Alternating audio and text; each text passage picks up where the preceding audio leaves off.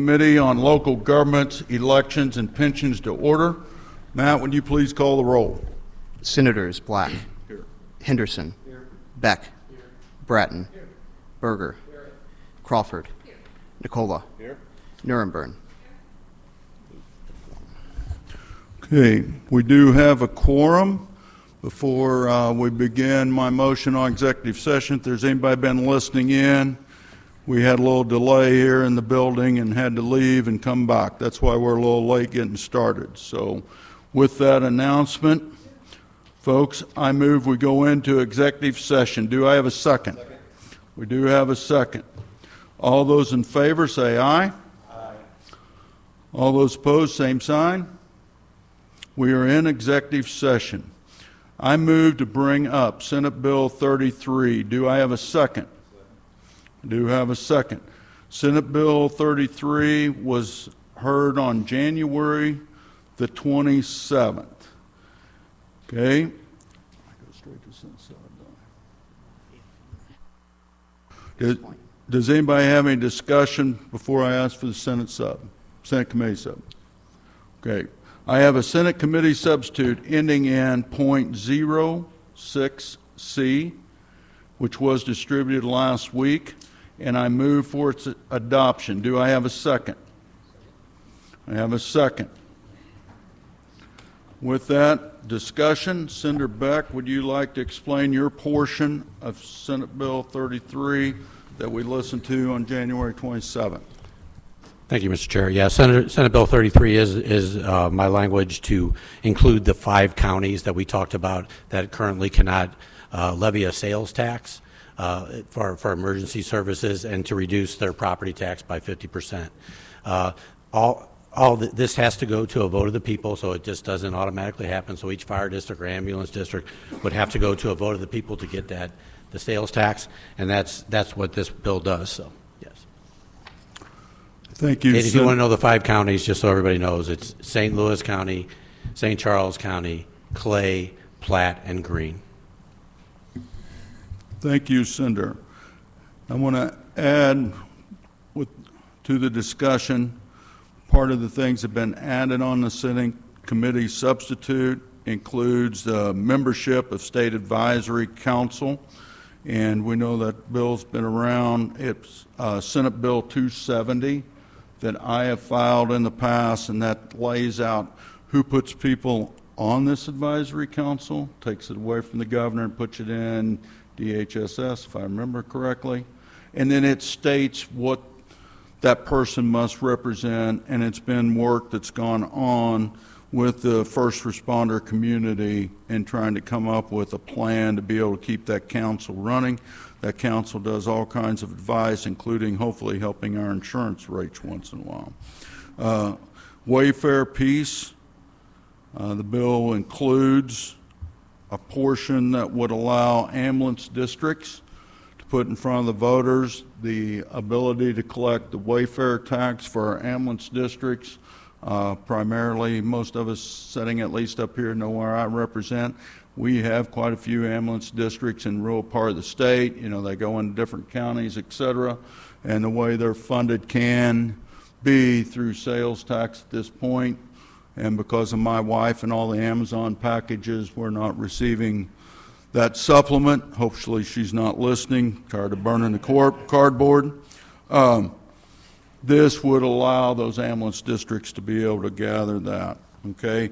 And it would allow, if the voters approved it, to raise that from 0.5, so half a cent, to 1 cent. Those are the parts that were added on through my Senate Bill 270. Senator Crawford. So Senator Black and I have discussed this offline, so he's well aware of my concerns with this piece. I have several counties that haven't even passed Wayfair for the counties to get the money, and I don't feel it's right that the emergency services should jump ahead of them. I think that my personal opinion is I think the county should be able to pass Wayfair themselves before this is an option. The 0.5% to 1%, is that what you said, Senator? So a 0.5% is like $1 million in my county. So that's a lot, quite a lot of money. But my main objection is I just think that it's going to put our counties that much further behind the 8 ball if they were to pass the emergency services sales tax onto Wayfair. I think it's just going to take that much longer for them to get Wayfair passed in general, and I just don't think that's fair to the county. So I'm going to be a no on this, not on Senator Beck's piece, but on the Wayfair piece. And like I said, Senator Black and I have talked offline, and we're going to try to figure out some kind of a compromise, but I'm going to be a no for that reason. Thank you, Senator. Any other senators? Senator Nuremberg.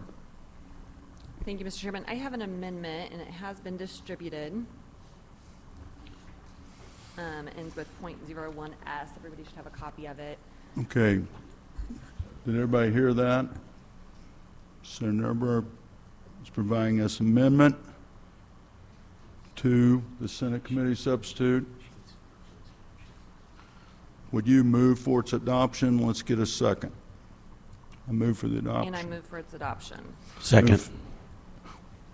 Okay, we've moved for the adoption of Senate Committee Amendment Number 1. It ends in .01S. Just submit Senate Committee Substitute, Senate Bill 33. Senator Nuremberg, would you like to explain your amendment? Yes. So I've had a conversation with Senator Beck about this, and if you go here to the second page, it just adds some clarifying language here. Just after some conversations that I had with my county, one of the things that was asked is that there's some predictability in budgeting. And so this, again, being just cognizant of how this would interact with Senate Bill 190, specifically that sales tax provision and the potential decrease in property tax liability. So after some conversations that I had with my county and folks back home, they felt like this language gives some of that stability that again, is needed for budgeting. Happy to answer any questions. Okay, does anybody have any questions of the senator? Yeah, Senator Nicola. Senator, can you, with SB 190 and the tax credit program, so exactly how is this going to affect that, or the seniors that are 62 that have already applied? Yep. Yeah, and so that's one of the things, obviously, Clay County passed this. We were one of the first counties. It's something that I'm out there supporting a lot and making sure people know how to go ahead and apply for this and get their, go ahead and get that property tax freeze. And so we've had thousands of families that have already applied for that. And so one of the things with the county is that we want to make sure that if the sales tax lowers your overall property tax liability, the amount, I'm going to try to say this as clearly as I can, the amount would not become your initial credit years for that senior citizens tax freeze. It would stay at that original amount. So essentially, the fire district can collect the original amount. If the sales tax revenue decreases in subsequent years, again, we don't want to take a further hit. So again, this is just giving some clarifying language that the administrator in Clay County feels comfortable with, that again, that we aren't hurting citizens. We aren't hurting the senior citizens who applied for this. We want to make sure that their property taxes are frozen, and we're also not hurting the fire district. Yeah. Okay, thank you. Yep, thank you. Any other discussion about the amendment? Yes, Senator. Just to briefly inquire, so it'd be the taxing district's, I guess, discretion? Is that what it would leave it up to? Well, this, as Senator Beck said, this is going to go back before the voters, right? And so if this is something they want to opt into, that they want to go it back and have this extra sales tax. And again, the whole point of the sales tax, right, is not to have people have that extra burden of property tax. And I think, again, that's why there was the broad consensus around 190, right, to not put that burden on senior citizens. And so with the sales tax, how the legislation is written is that when you pass the sales tax, then you have a decrease of the property tax. In order to have some guarantees and planning for budgeting, those districts need to know what to be able to anticipate. And so this essentially is just clarifying language, make sure that nobody is, again, I think giving that guarantee that there is that predictability in budgeting. Yeah. Well, so I guess, who's the determiner? Who's the determiner of? Yeah, like, so if there's supposed to be that offset, who determines that, well, okay, we're not making as much sales tax revenue?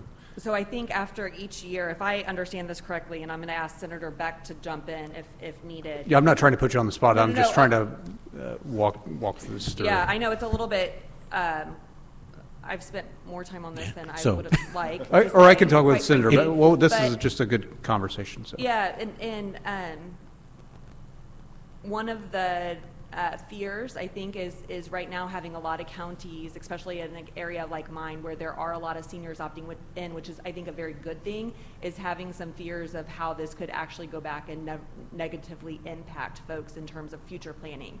And so the fear is if we have a year where we have a lot of sales tax, let's say FIFA World Cup and all that sales tax really goes up, so the property tax decreases, right? But then in the subsequent year, you don't have that spike in sales tax, right? We need to make sure that we go back to the original amount. And so that's the clarifying language that was there. Yes. So what Senate Bill 33 does is each year it'd be recalculated on how much sales tax you bring in. So it would be recalculated each year. So you know whether some years it could be, you know, your property tax could go up a little bit. Some years it could drop more than from wherever it's at when you initially the voters approve it. So the voters have to approve any of this language, and even in what is currently happening in the rest in your county now, the voters have to approve. If you do a sales tax on emergency services in your county, which you're allowed to do, they would, you know, the voters would have to approve it. We don't have that ability in the 5 counties that I mentioned. The senator wanted to make sure she had some, you know, some concerns from Clay County themselves. Others, quite frankly, haven't had this concern. So we just put the language in there so to make sure that everybody was good with it. Okay. All right, thank you. Senator Berger. I have a question, Senator Beck. What is the baseline number? How do you know what the baseline number is that they compute the tax? I guess you're talking like a 3-legged stool, X amount of dollars here, so it always equals out, but Well, they'll have to use the sales tax receipt probably from the previous year. You know, previous year it'll be, and then if you raise it a penny, that'll be the amount that, you know, whatever it would be. So as you go forward, that amount, you'd be a year behind basically, but you would have that yearly balance of what you brought in compared to what you're reduced by. So you're only reduced by 50% so, of whatever they decide to go. And they may only go for a half a cent in some of these cases. Okay. They may not go for the entire 1 cent as far as fire districts go. so if they had an enormous amount of sales tax collected one year, then the property taxes would be lowered by that amount? It would be, but then it would go back to, you know, the next year, then you would be, so you'd lag a little bit, you know, I mean, it would lag somewhat. I don't know exactly what those numbers are going to be. I understand they're going to have a World Cup, so that might be an outlier for most areas. But, you know, we could also have a downturn too, so. So is there a baseline number somewhere, though, from the previous year to target that? Am I missing something? I can go through and share a whole lot of projections that are out there. I'd rather not hear that. Yeah, Right. and happy to continue the conversation offline too. But again, this is one of those things when we kind of dug into it and why Clay County had been excluded. I think it's a good thing for our county if our voters choose to opt in. I wanted to make sure that we could be there. But again, all the folks that are in charge of budgeting at the same time as they're going out and asking for all these senior citizens to apply for the Okay. property tax freeze, we want to make sure that we still have a tax base to be able to pay for those essential services like fire protection. And that's kind of wondered what the base number was. I figured there had to be a base number somewhere. And Senator, quite frankly, I think it's 109 counties that currently do this, so there has to be a baseline. It's going to be enacted just like it currently is. Like in your area, you already have this. You already have the ability to do this. So however that is based, it's been going for 109 counties, there were just 5 that were separated. Okay. All right, thank you. Any further discussion upon the amendment? Hearing none. All those in favor of the amendment say aye. Aye. All those opposed to the amendment?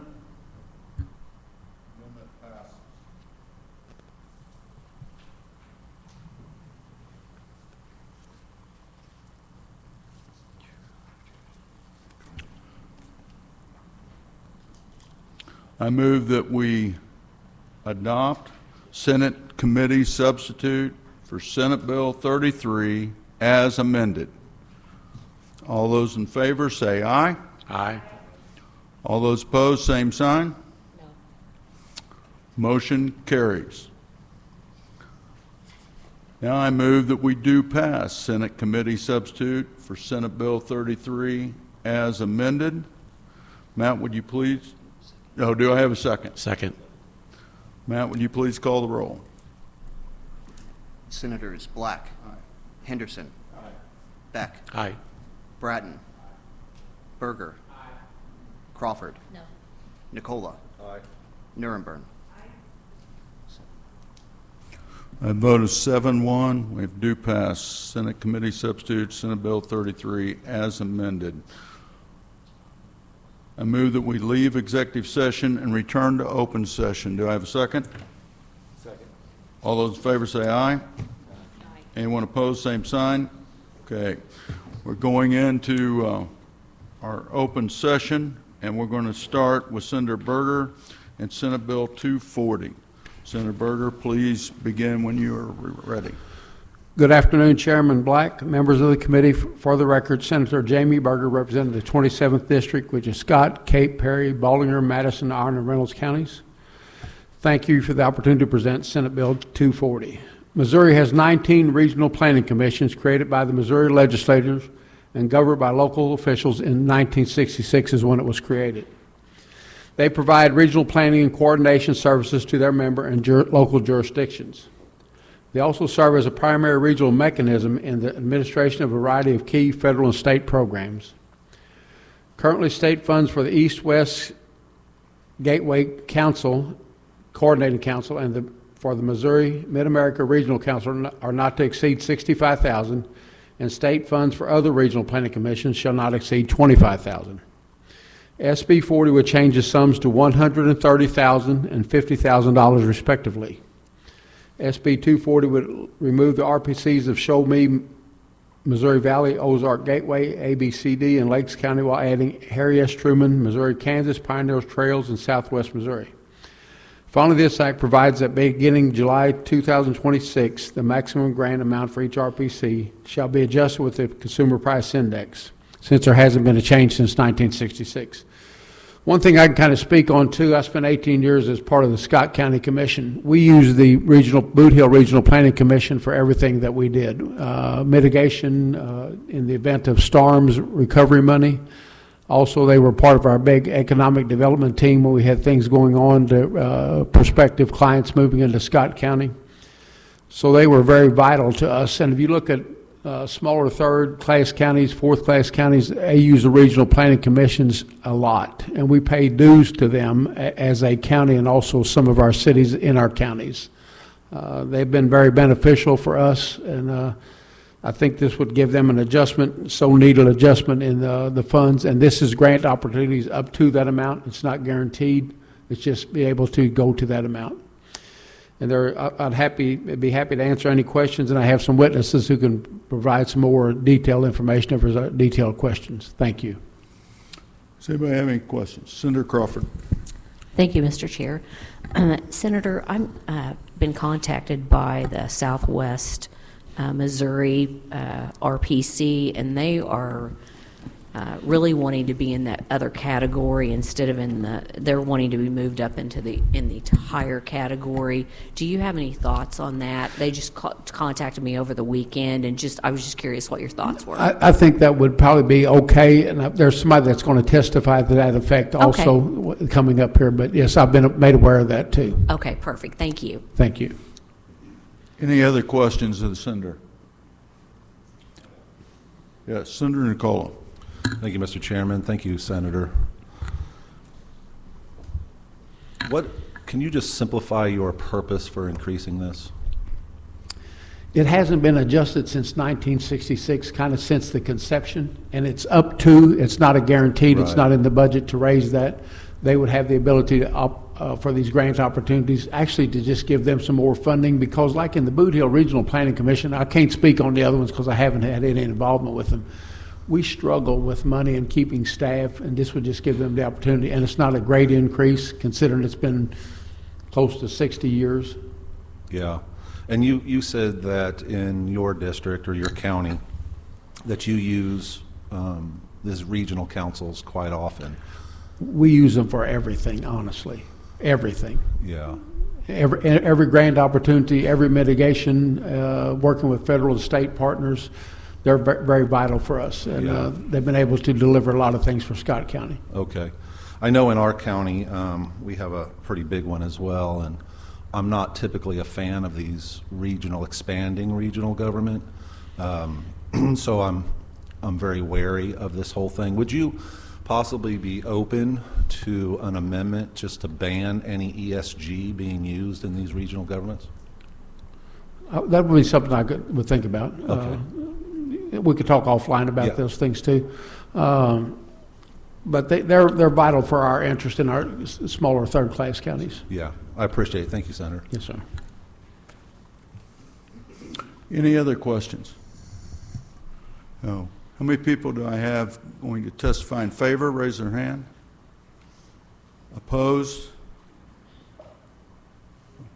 You're up. First person in favor.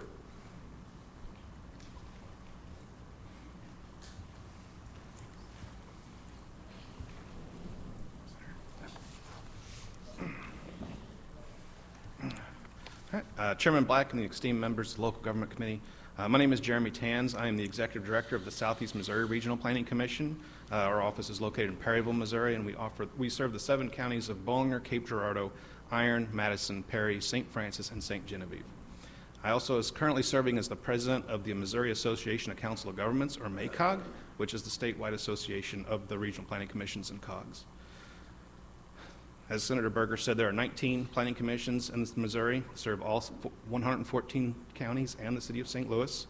RPCs serve our member counties and communities in improving the economic opportunities and local conditions in each of our regions. Each RPC Board of Directors is primarily made up of the presiding commissioners and mayors of their member counties and communities or their designees. RPCs act as a liaison and coordinator for our local governments and state agencies in local efforts such as hazard mitigation planning in cooperation with SEMA and FEMA, and transportation planning activities through local transportation advisory committees and partnerships with MoDOT.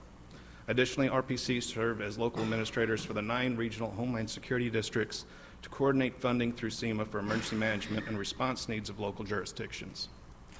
All rural RPCs are also designated economic development districts for the Department of Commerce's Economic Development Administration. As part of this partnership with EDA, the RPCs author and implement each of the region's comprehensive economic development strategies, or CEDS, in cooperation and coordination with our local economic drivers, business leaders, and officials. This work supports the Department of Economic Development's current statewide CEDS project and aligning Missouri's 5-year strategic plan across all regions.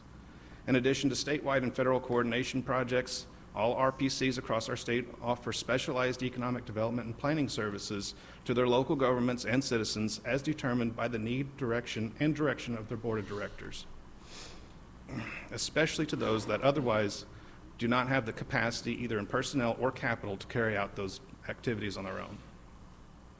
Since its passage in 1966, the legislation capped state planning funds to the RPCs at $25,000 to each of the 17 rural organizations and $65,000 to the 2 metro organizations in Kansas City and St. Louis. Currently, this cap remains the same. This bill would revise the current statute by raising the planning cap funds to $50,000 for rural RPCs and $130,000 for metro RPCs.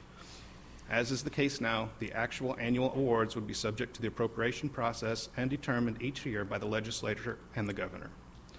Thank you for your time, and I'd be happy to answer any questions you may have. I have questions of the witness. Senator Brodden? So you'd mentioned that the local elected officials, sit on the board. So do they have to pay dues in order to be a member? Is that how that works? That was part of the statute. Okay, so I guess where I potentially have heartburn with that, so I guess before it, to be a member, I guess, to certain communities, given their size and scope, do they pay in more to become members versus smaller members? Yes, usually it's a per capita rate, so if you have lower population, you pay less. Okay. Well, so we had an issue in my district. I think everybody's aware of a potential landfill And we had numerous communities that paid into, the regional council there in Kansas City. And it was just, it was really difficult knowing that something could have had a potential detrimental harm to an area, and that regional council refused to engage, or really take a stand for a community because they didn't pay as much as the other guy. And that's where I could see there's potential heartburn. At least there's a big heartburn in my area. When people had paid into this hoping for a better representation, and they really didn't get it because, well, they were the lower man on the totem pole. And that's just my concern with a lot of this, is the little guy potentially just gets the short end of the stick. What are your thoughts? I can't really speak to that commission's process there. I know I try to keep it as equal as possible. Really, our dues rate is not a large portion of our budget. So, funding like this does help even that out because it's not tied to one community. We can use this to help support, especially the smaller ones that don't have the resources.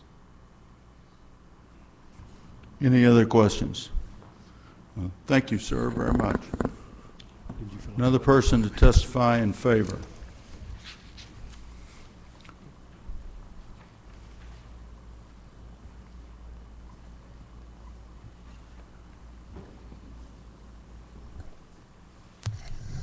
Thank you, Mr. Chairman, members of the committee. For the record, Steve Hobbs, Executive Director for the Missouri Association of Counties, here to testify in favor of Senate Bill 240.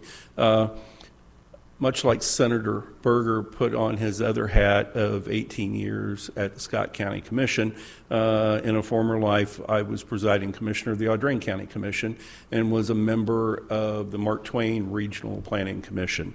Tell you a little bit, maybe I'll talk a little bit about the way these regional planning commissions are organized. You're not required to be a member if you're a county or a municipality. Some counties and municipalities choose not to be members. And the Regional Planning Commission is totally governed by those elected officials. So there's a subsection of how they, in their bylaws, on how they get members of their board of directors.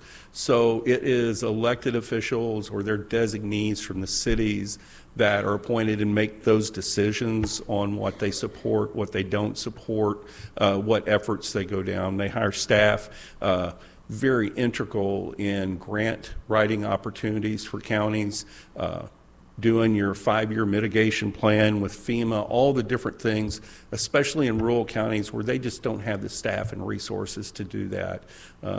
And the biggest portion of it is economic development opportunities. They just don't have those capabilities. Another important part of it is the Transportation Advisory Committee, which is really big for that. It's where local cities and counties can have input on what projects need to be done in their region. And those are staffed by the RPCs. They're regularly attended by representatives from the Missouri Department of Transportation. And that's how we get the local needs to Missouri Department of Transportation so they can then be added into the STIP. So I think this legislation is long overdue. We testified in favor of this last year and happily support it again. Be happy to answer any questions from the committee. Any questions? Thank you, Mr. Hobbs. Thank you, sir. Anyone else in favor? Let's come forward.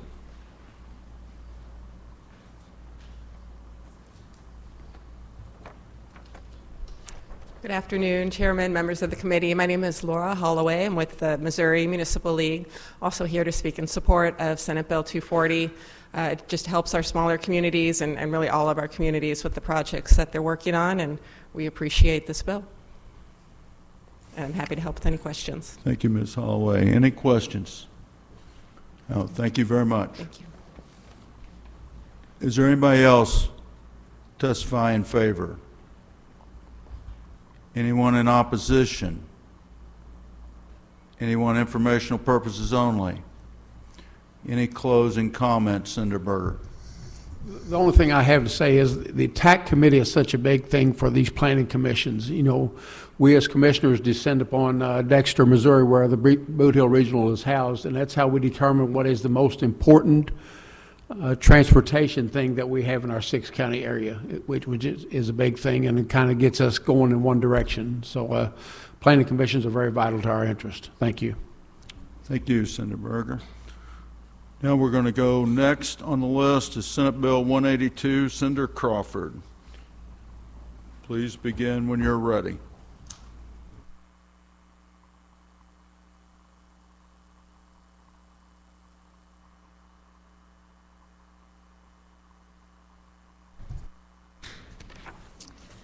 Thank you, Mr. Chair. Members of the committee, for the record, Sandy Crawford, District 28. Thank you for hearing Senate Bill 182 this afternoon. This bill was brought to me by the county clerks and election authorities, and the bill does several things, and I'm just going to go through them. And this should be pretty much page by page, starting with page 1, so you can probably follow along fairly easily. So the first thing it does, currently local entities like your cities and schools can send a notice of election to the county election offices, so their candidate can be placed on the ballot or their issue can be placed on the ballot. And they can currently email it, fax it, or bring that notice in person to the election authority office. This would simply let them email that notice as well, kind of bring it up into to the current century. The next thing it does, currently the candidate for filing for municipalities, school boards, and counties for the April election occurs in December, and the current deadline has a conflict if there's a major holiday in there. We've kind of heard this issue before. This would simply move it 1 week earlier, so in case a holiday falls on the weekend or whatever, this is just going to clarify to make sure that's not an issue anymore. The next thing it does, currently your military and overseas voters can actually register and vote on election day.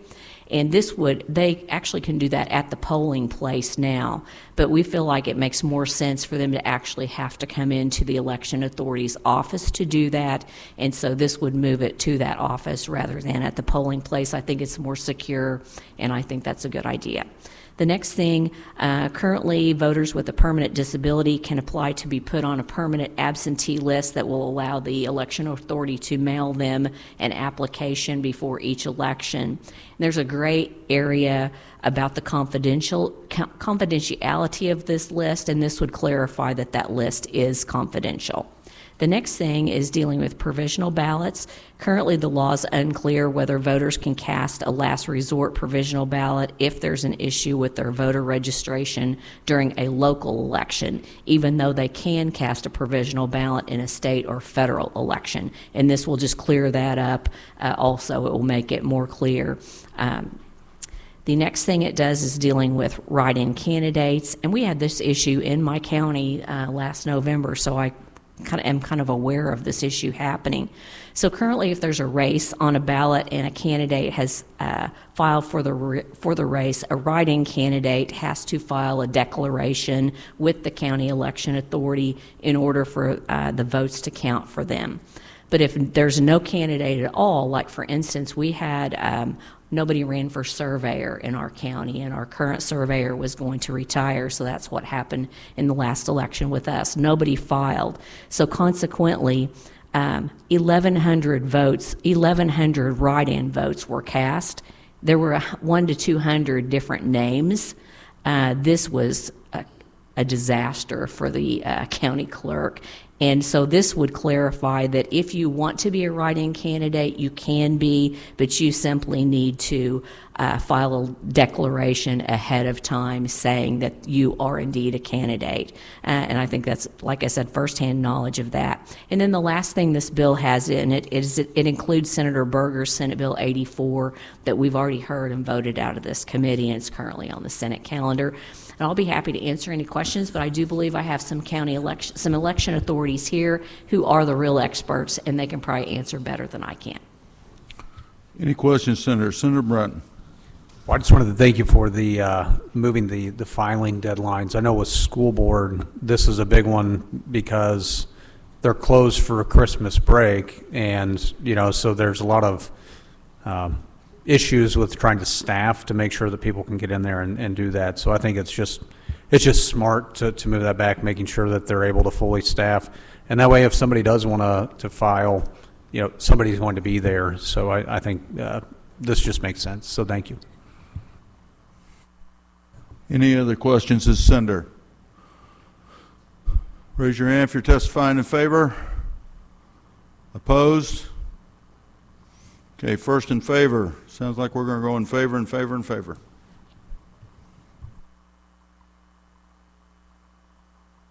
It seems old hat, most everybody we've seen week after week, but don't forget that little piece of paper with your name on it. It's pretty important. Thank you, Mr. Chairman and committee, for hearing this, and also to Senator Crawford for bringing this before you and doing all the hard work for this bill. We certainly appreciate it. I'm Sherry Parks. I'm the Livingston County Clerk. I'm also the president of the Missouri Association of County Clerks and Election Authorities Association. So Senator Crawford did touch on all the pieces. I can elaborate just a little bit on a few of them and then just not waste your time and let you ask questions if you have any. For just a little bit of history, the second part on the local candidate filing, that used to be a 5-week period, and it started a week later, so more like mid-December, and it went through about the 3rd week of January, so there was only 1 week to certify to the election authority. I think a little bit of the thought behind the change that happened a few years ago was to shorten the period and then give a little more time to the entities to file with the election authority. And it did do that, but it put that closing date, like this year it was on December 31st. In a couple of years, it's going to hit Christmas Day.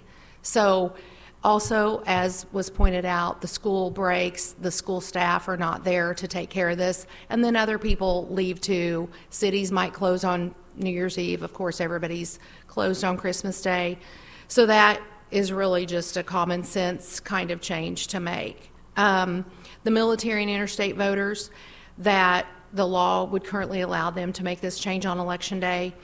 We really should have that moved to the election authority's office rather than putting this extra burden on the election workers who are basically like volunteer, and I don't know, we do have some younger ones, but most of them are a little older, and it's just a lot for them to deal with on top of the other things they do that day. And then on the provisional ballots, that the law currently doesn't allow to happen during elections other than the federal elections. This would just put more consistency in place and allow eligible voters to vote under this provisional allowance, and then the election authority can determine if that ballot should count. And then the write-ins. That is a true concern, and it is extremely confusing when you count the write-in, when you don't count the write-in, and then when you have in large jurisdictions. My county's more like the size of Senator Crawford's, and I've had a surveyor with many, many votes as well. But these larger ones can have 800, 900, 1,000 names that you certify to an entity. So anyway, I'm available for questions, or I'm happy to answer anything. Any questions of the witness? Thank you very much. Thank you. One else in favor, please.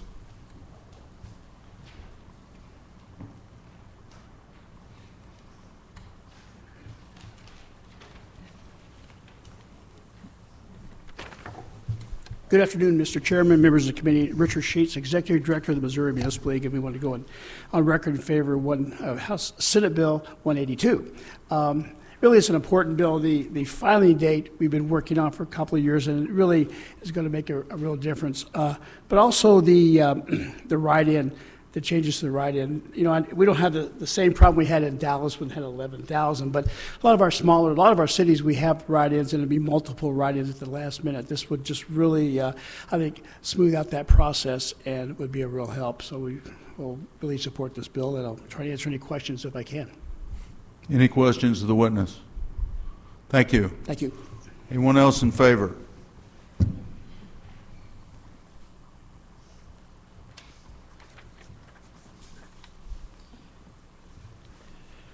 Good afternoon, Mr. Chair, members of the committee. My name is Brant Shields on behalf of the Missouri School Boards Association to testify in support of this bill for the reasons that Senator Bratton mentioned earlier.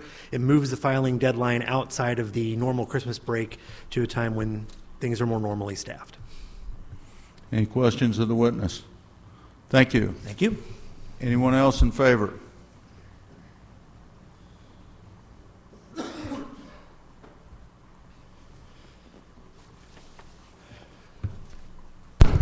Thank you, Mr. Chairman, members of the committee. Once again, Steve Hobbs, Missouri Association of Counties Executive Director, here to testify in favor of Senate Bill 182. This is long overdue, and we've worked on this for several years, and I think that the witnesses before me have done an excellent job explaining what this will do for our state and to streamline our election process. So with that, I'd be happy to answer any questions. Any questions? Thank you. Anyone else in favor?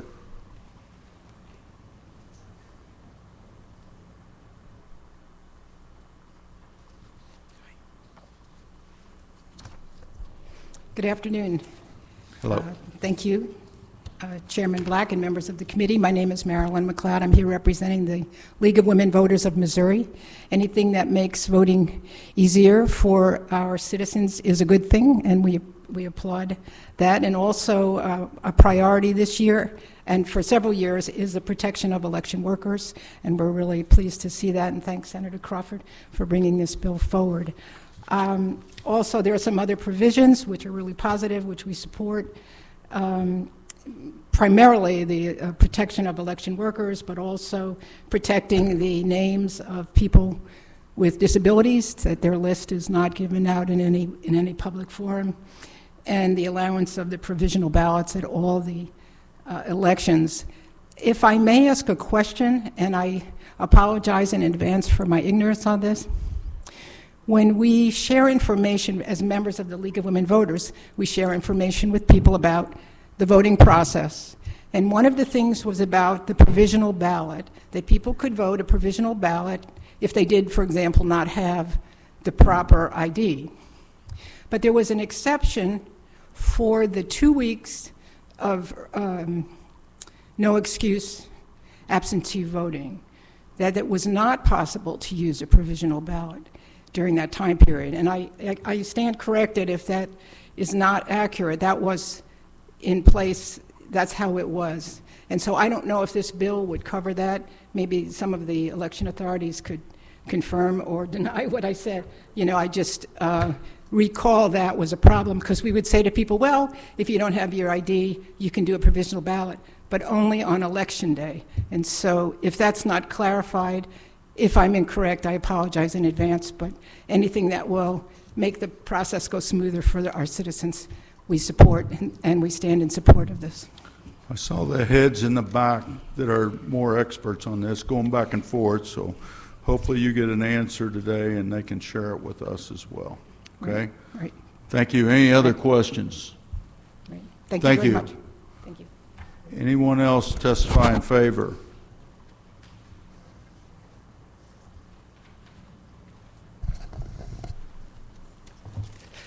Mr. Chair, members of the committee, Connor Lubert testifying on behalf of the Missouri Voter Protection Coalition. We just want to go on record in support of this bill and like to thank the senator for bringing it forward. We have a full testimony written and attached, so I'll just say we like this bill. Thank you. Thank you. Any questions of the witness? Thank you very much. Anyone else testify in favor?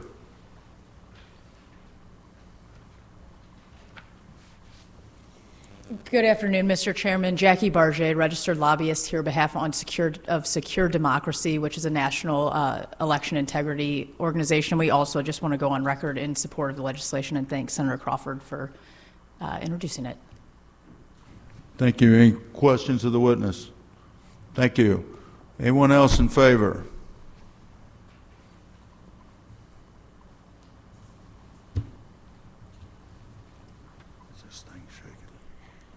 Thank you, Mr. Chair. Nancy Copenhaver from Moberly. I'm not here representing anybody but myself, but as a 50-year member of the League of Women Voters, former state rep and a former deputy county clerk, I just want to commend the senator for bringing this bill forward and how thoroughly it has been handled positively. It's just so much fun to be able to testify positively and to tell people that government works when good people work together. And I really appreciate that. I think also we need to give thanks to Representative McGaugh, who has worked on this bill for a number of years previously and helped bring it up to this point. And I thank you for your serious consideration of this bill. Thank you, ma'am. Any questions? Thank you very much. Anyone else in favor? Anyone in opposition? Informational purposes only. Any closing statements, Senator Crawford? Just sounds like everybody loves the bill, so vote yes. Thank you.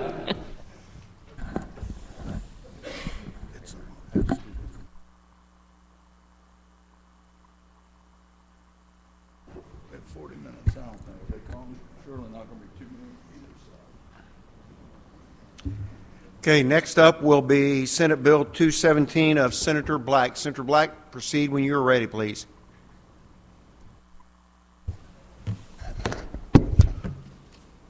Good afternoon, members of the committee. For the record, my name's Rusty Black, and I represent the great northwest part of the state of Missouri. This bill before you, Senate Bill 217, returns Missouri law back to the way Missouri legislators found it in 2013, which would ban new foreign ownership of Missouri agricultural land after August 28th of 2025.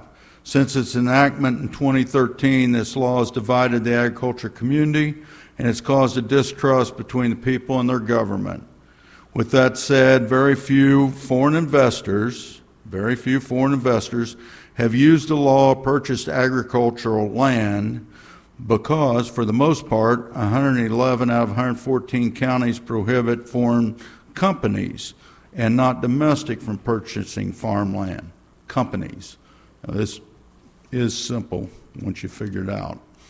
There's 3 counties in Missouri that will allow a company to own farmland. Otherwise, that's not possible in our state for farming purposes. I represent 2 of the 3, Mercer and Sullivan. Also Putnam in Senate District number 18.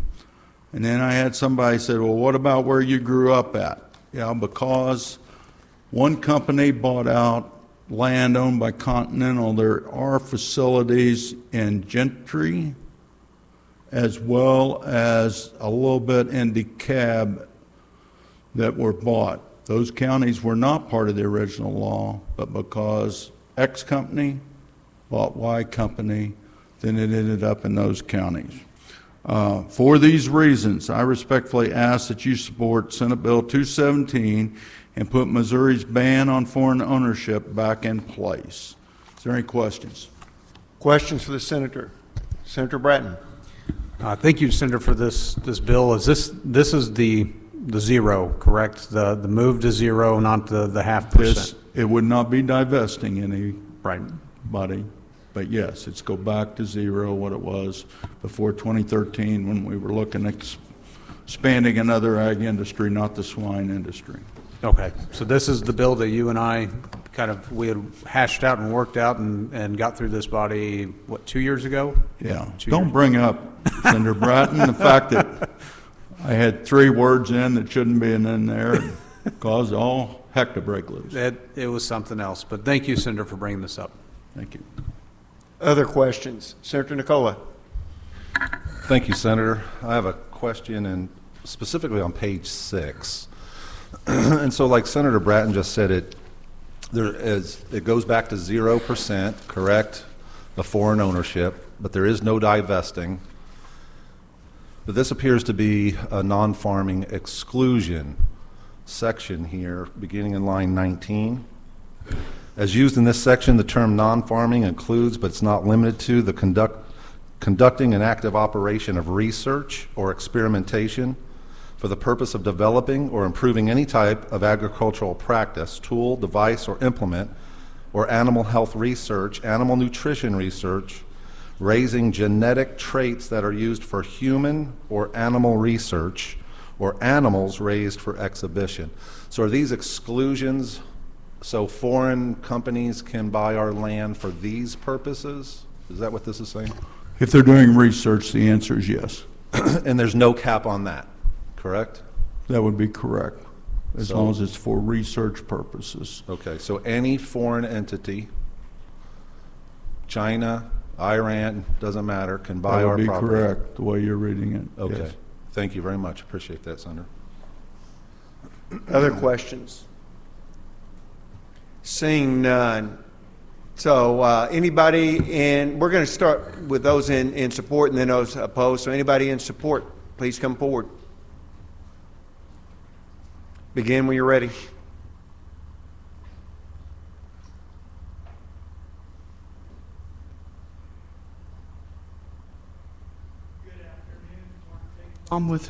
Thank you.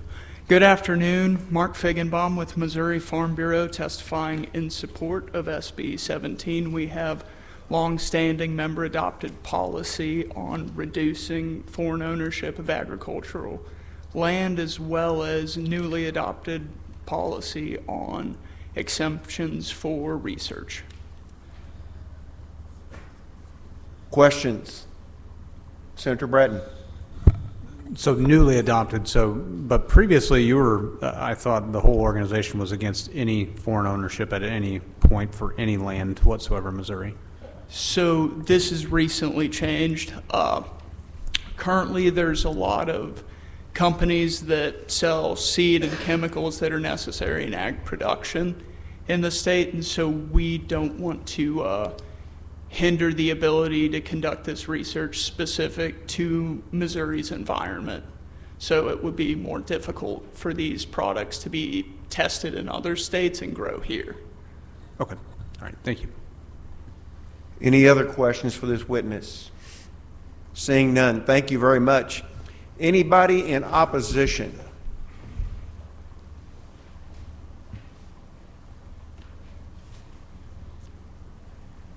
Thank you, Senator. Mr. Chairman, members of the committee, Sam Leclider for Missouri Realtors. We too have a long-standing position in opposition to the government telling you what to do with your property. That's it. Questions for this witness? Seeing none, thank you very much. Thank you. Anybody else in support?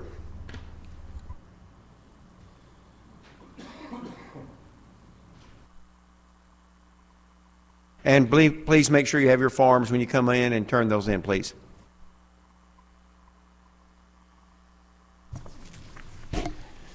Mr. Chair, members of the committee, Adam Rapert here testifying on behalf of the Missouri Rural Crisis Center. MRCC is a statewide farm and rural membership organization that supports independent family farmers in rural communities.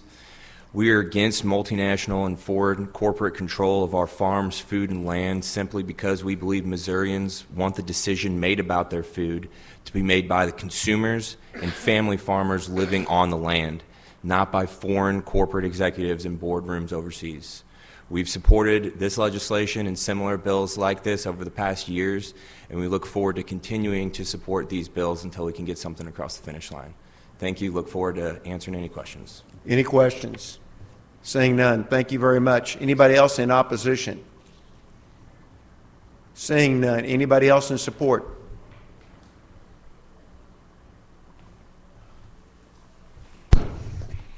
Good afternoon, Mr. Chairman, members of the committee. For the record, James Harris representing State Armor Action here to testify in support. We're supportive of going back to the foreign land prohibition. This is a conversation many states are having right now because of actions by companies or front companies for adversary nations. I just want to give two quick examples. A former general in the People's Liberation Army developed wind turbines in Texas and purchased 140,000 acres of land, which just happened to be right next to Laughlin Air Force Base, which gave them, direct access to the Texas power grid and prime location to potentially engage in surveillance. 2022, we saw up at Grand Lakes Air Force Base, a Chinese subsidiary company purchased agriculture land right next to the Air Force Base, and this was highlighted in a 2024 report from the Government Accountability Office entitled Foreign Investment in U.S. Agriculture Land is Raising National Security Concerns. So this is something other states are having a discussion about, and we're supportive of this bill. Thank you. Any questions for this witness? Thank you. Senator Nicola.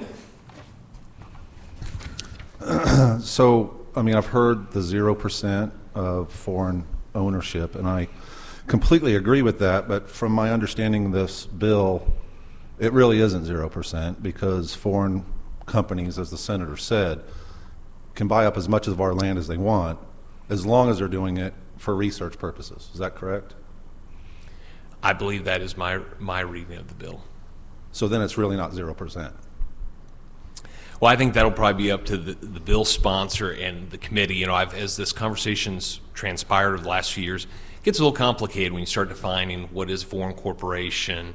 You know, if you have a conversation, do you just go forward, back? We're supportive of any effort, you know, to kind of begin chopping away and getting to less land being owned potentially by foreign adversaries. Okay, thank you very much. Any other questions? Seeing none, thank you. Anybody else in support?